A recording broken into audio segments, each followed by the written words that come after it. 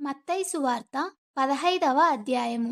ఆ సమయమున యెరూషలేము నుండి శాస్త్రులును పరిసయ్యులును యేసు నొద్దకు వచ్చి, నీ శిష్యులు చేతులు కడుగుకొనకుండా భోజనము చేయుచున్నారే, వారెందు నిమిత్తము పెద్దల పారంపర్యాచారమును అతిక్రమించుచున్నారని అడిగిరి.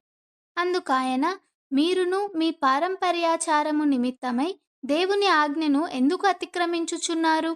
తల్లిదండ్రులను గనపరచుమనియు తండ్రినైనను తల్లినైనను దూషించువాడు తప్పక మరణము పొందవలెననియు దేవుడు సెలవిచ్చెను.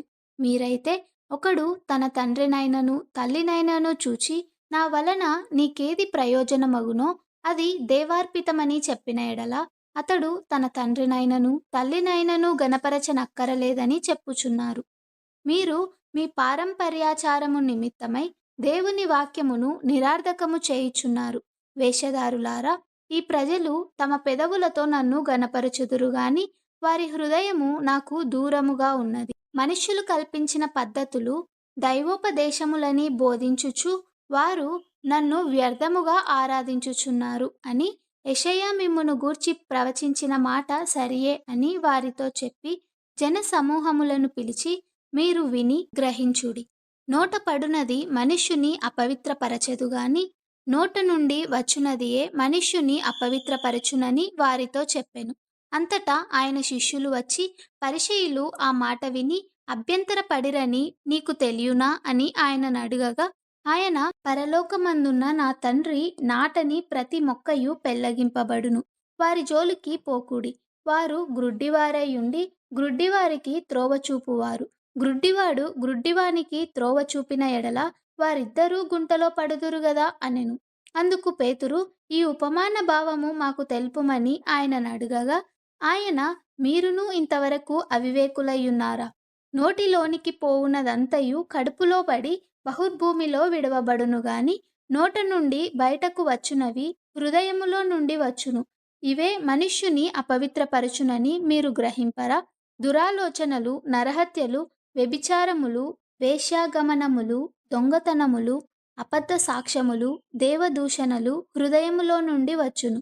ఇవే మనుష్యుని అపవిత్రపరచును గాని చేతులు కడుగుకొనక భోజనము చేయుట మనుష్యుని అపవిత్రపరచదని చెప్పెను. యేసు అక్కడ నుండి బయలుదేరి తూరు సీదోనుల ప్రాంతములకు వెళ్ళగా, ఇదిగో, ఆ ప్రాంతముల నుండి కనాను స్త్రీ ఒకతే వచ్చి, ప్రభువా, దావీదు కుమారుడా, నన్ను కరుణింపుము, నా కుమార్తె దయ్యము పట్టి బహు బాధపడుచున్నదని కేకలు వేసెను. అందుకాయన ఆమెతో ఒక్క మాట అయినను చెప్పలేదు. అప్పుడు ఆయన శిష్యులు వచ్చి, ఈమె మన వెంబడి వచ్చి కేకలు వేయుచున్నది గనుక ఈమెను పంపివేయుమని ఆయనను వేడుకొనగా, ఆయన, ఇశ్రాయేలు ఇంటివారై నశించిన గొర్రెల యొద్దకే గాని మరి ఎవని యొద్దకును నేను పంపబడలేదనెను. అయినను ఆమె వచ్చి ఆయనకు మ్రొక్కి, ప్రభువా, నాకు సహాయము చేయుమని అడిగెను. అందుకాయన పిల్లల రొట్టె తీసుకొని కుక్క పిల్లలకు వేయుట యుక్తము కాదని చెప్పగా, ఆమె, నిజమే ప్రభువా, కుక్క పిల్లలు కూడా తమ యజమానుల బల్ల మీద నుండి పడు ముక్కలు తినును గదా అని చెప్పెను. అందుకు యేసు, అమ్మా, నీ విశ్వాసము గొప్పది, నీవు కోరినట్టే నీకు అవునుగాక అని ఆమెతో చెప్పెను. ఆ గడియలోనే ఆమె కుమార్తె స్వస్థత నొందెను. యేసు అక్కడ నుండి వెళ్ళి గలిలయ సముద్ర తీరమునకు వచ్చి కొండెక్కి అక్కడ కూర్చుండగా, బహుజన సమూహములు ఆయన యొద్దకు కుంటివారు, గుడ్డివారు, మూగవారు, అంగహీనులు మొదలైన అనేకులను తీసుకొని వచ్చి ఆయన పాదముల యొద్ద పడవేసిరి. ఆయన వారిని స్వస్థపరిచెను. మూగవారు మాటలాడుటయును, అంగహీనులు బాగుపడుటయును, కుంటివారు నడుచుటయును, గ్రుడ్డివారు చూచుటయును జన సమూహము చూచి ఆశ్చర్యపడి ఇశ్రాయేలు దేవుని మహిమపరిచిరి.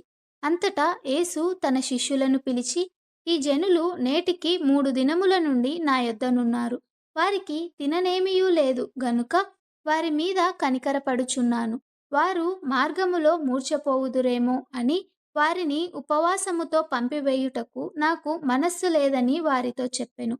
ఆయన శిష్యులు, ఇంత గొప్ప జన సమూహమును తృప్తిపరచుటకు కావలసిన రొట్టెలు అరణ్య ప్రదేశములో మనకు ఎక్కడ నుండి వచ్చునని ఆయనతో అనిరి.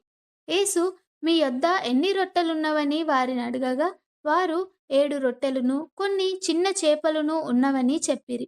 అప్పుడాయన నేల మీద కూర్చుండుడని జనసమూహమునకు ఆజ్ఞాపించి ఆ 7 రొట్టెలను ఆ చేపలను పట్టుకొని కృతజ్ఞతాస్థుతులు చెల్లించి వాటిని విరిచి తన శిష్యులకిచ్చెను. శిష్యులు జనసమూహమునకు వడ్డించిరి. వారందరూ తిని తృప్తి పొందిన మీదట మిగిలిన ముక్కలు 7 గంపల నిండా ఎత్తిరి.